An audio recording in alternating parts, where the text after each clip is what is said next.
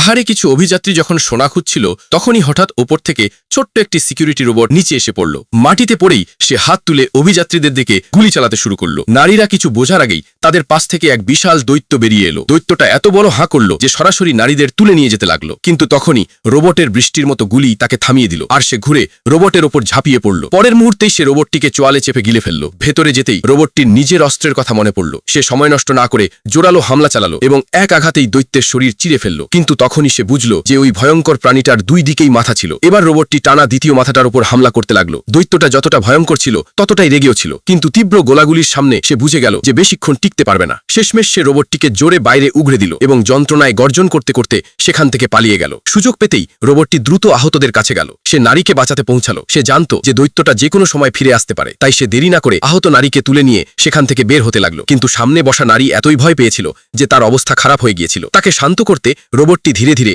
নিজের হেলমেট খুলে ফেলল। তখন গিয়ে দুই অভিযাত্রী বুঝল যে তারা এখন নিরাপদ এবং অবশেষে রোবটটির কারণেই তাদের প্রাণ বাঁচল।